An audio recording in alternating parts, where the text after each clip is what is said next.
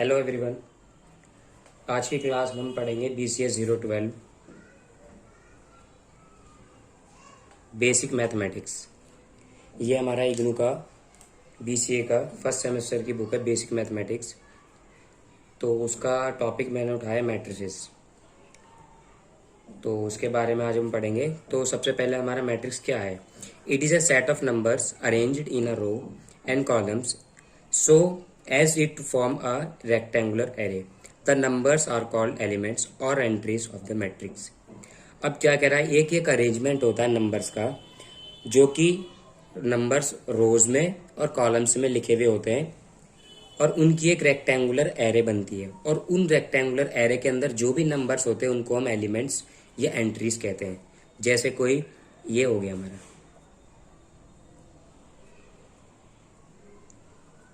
ये कोई नंबर्स है, मैंने इसमें लिखा, तो ये एक एरे है, रेक्टेंगुलर एरे, और इसी एरे को हम एक मैट्रिक्स कह देते हैं। हॉरिजॉन्टल जो लाइन है हमारी, ये हमारी रोज होती हैं और ये वर्टिकल लाइंस हमारे कॉलम्स होती हैं। अब चाहे हम इधर से ले लें या फिर हम इधर से ले लें, यानी कि लेफ़्ट साइड से या राइट साइड से ले लें हम, तो दोनों तरफ से रोज होती हैं और ये ऐसे ही कॉलम में होता है। कुछ बच्चे कंफ्यूज हो जाते हैं इन दोनों में। कन्फ्यूजन होने वाली बात नहीं है, बहुत ईजी है, ध्यान से सुने और करें।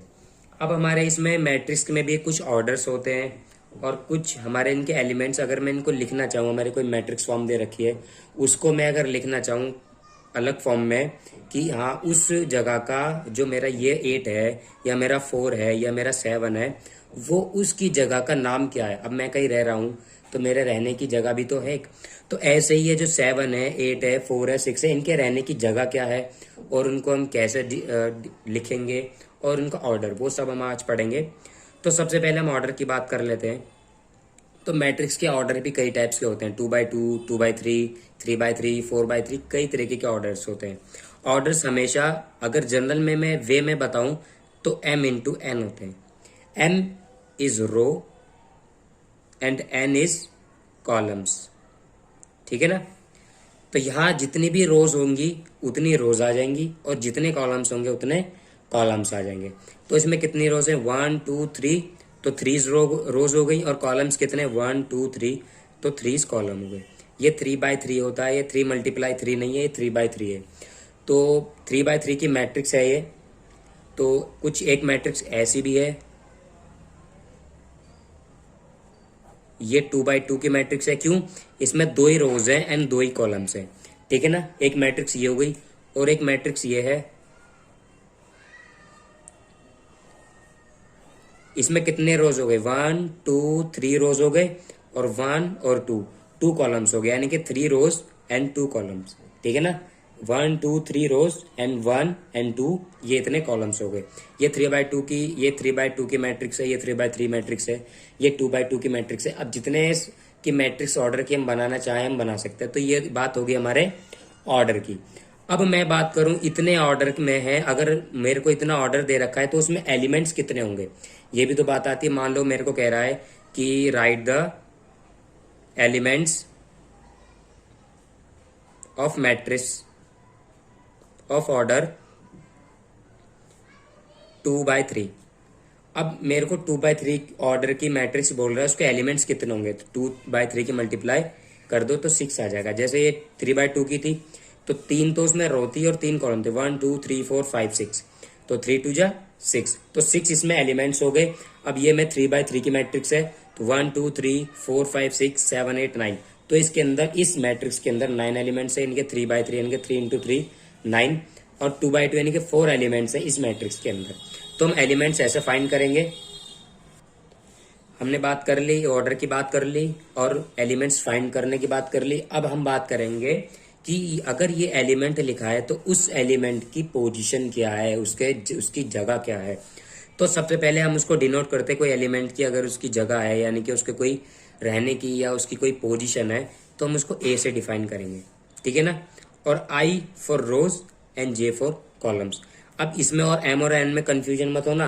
एम और एन डिनोट होता है पूरी होल मैट्रिक्स के ऑर्डर की बात होती है, और ए और आई जे, आई और जे हम डिनोट करते हैं मैट्रिक्स के अंदर के एलिमेंट की, रोज एंड एन कॉलम्स की।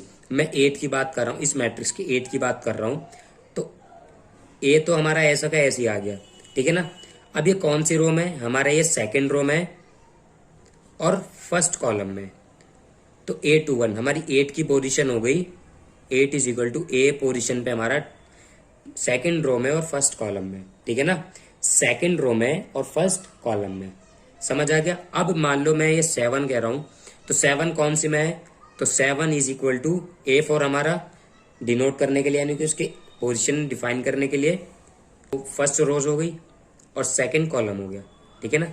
इसके अंदर ना तो क्रॉस आएगा या ना मल्टीप्लाई आएगा, कुछ नहीं आएगा, ये सिर्फ ऐसे हम इसको लिख देंगे। अब मैं कहूँ 8 क्या है, मतलब 8 की पोजीशन क्या है इस वाले 8 की, तो 8 is equal to A third row में और सेकंड कॉलम में, तो थर्ड और सेकंड कॉलम, ठीक है ना।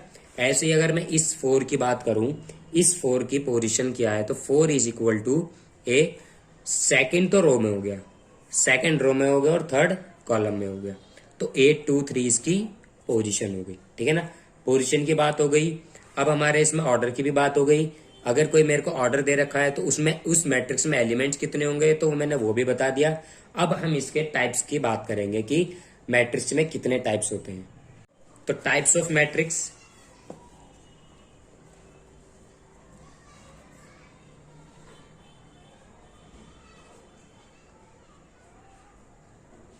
टाइप्स ऑफ मैट्रिसेस, सबसे पहला आता है रो मैट्रिक्स,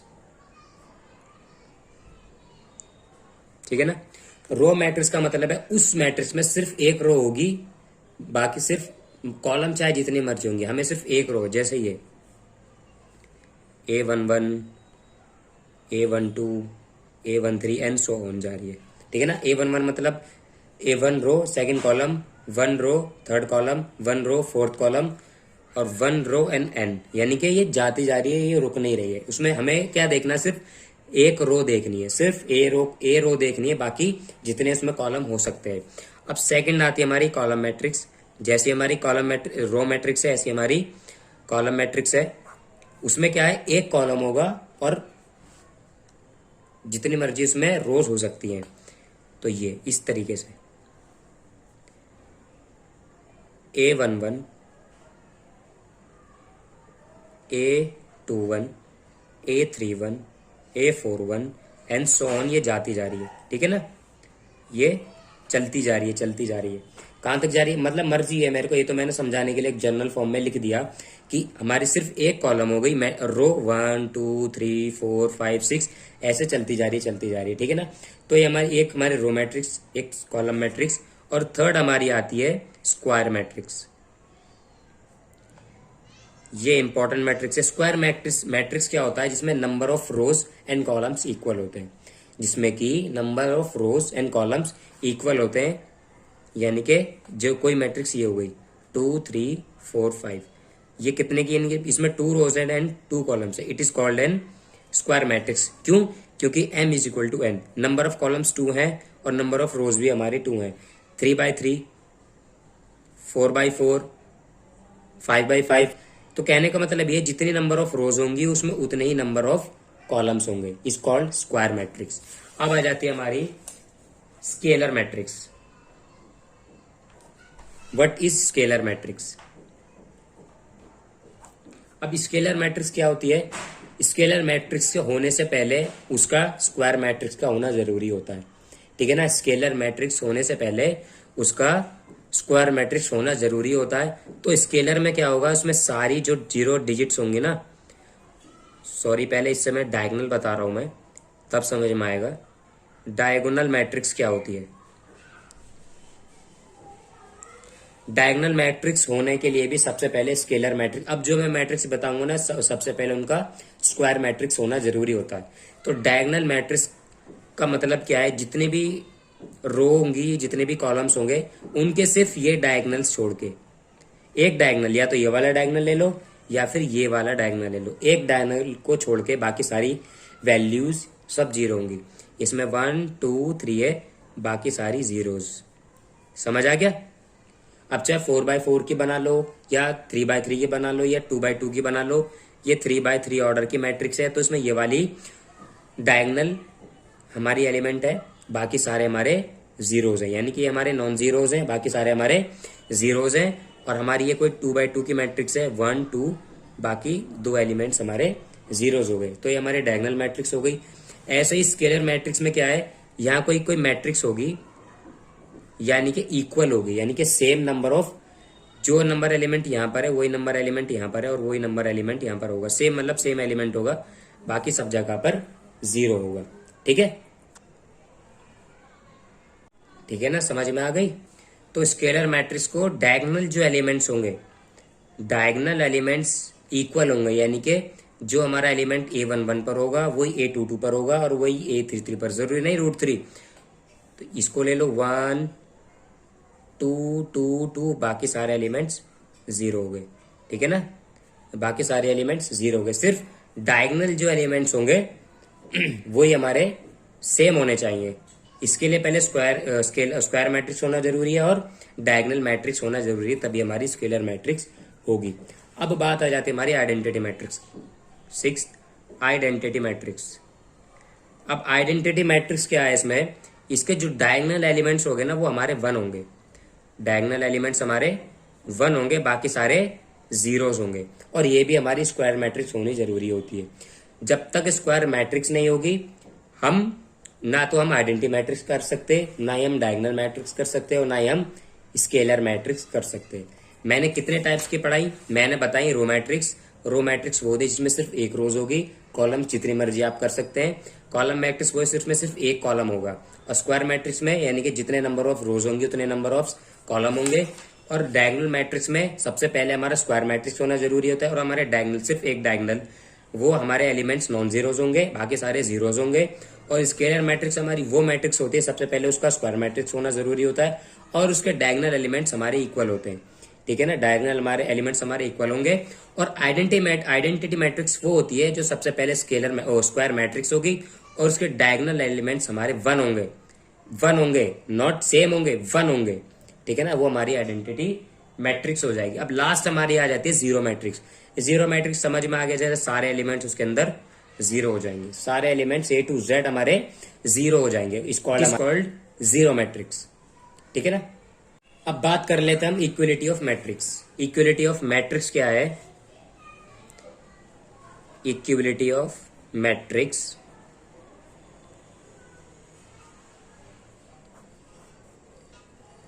अब कोई मेरी मान लो ए मैट्रिक्स दे रखी है मेरी, इसमें मेरा कोई ABCD है। ठीक है ना, ये ABCD दे रखी है। और कोई मेरी बी मैट्रिक्स है, वो 2 3 7 और 5 दे रखी है मेरी। ठीक है ना, मैंने कह दिया कि A is equal to B है, तो ABCD की वैल्यू फाइंड करो।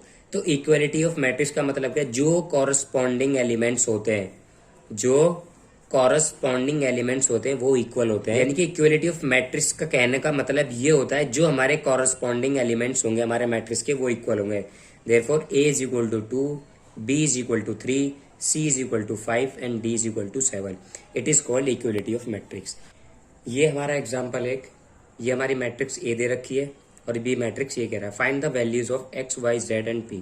इसकी वैल्यूज हमें फाइंड करनी है। तो मैंने बताया था इक्वलिटी ऑफ मैट्रिक्स में पीछे कि इनके कॉरस्पॉन्डिंग एलिमेंट्स बराबर होंगे, यानी कि A11 is equal to B matrix का A11, ए मैट्रिक्स का A12 और इसका ये बराबर होगा। ठीक है ना, A11 A12 A21 A22, ये भी याद रखना, इनके एलिमेंट्स की पोजीशन क्या है वो भी इंपॉर्टेंट है। तो A is equal to B है तो 6x minus 4 is equal to 8, और इधर से क्या आ जाएगा 2y इज इक्वल टू 6, इधर से z plus 4 is equal to 16 and p is equal to 2। ठीक है ना, इधर से क्या आ जाएगा मेरी, तो 6x तो हमारा है, माइनस 4 इज इक्वल टू 8, तो 6x इधर ही रहेगा, ये प्लस माइनस में इधर जाके प्लस हो जाएगा, तो ये हमारा 12 हो जाएगा, और x इधर जाके मतलब 6 इधर जाके डिवाइड में हो जाएगा, तो x इज इक्वल टू 2 हो जाएगा मेरा। और 2y है हमारा, तो मल्टीप्लाई में इधर जाके डिवाइड में हो जाएगा, तो y इज इक्वल टू 3 आ जाएगा मेरा यहाँ से, और p हमारा 2 है ही, तो z plus 4 is equal to 16, ये प्लस में इधर जाके माइनस में हो जाएगा, तो z इज इक्वल टू 2।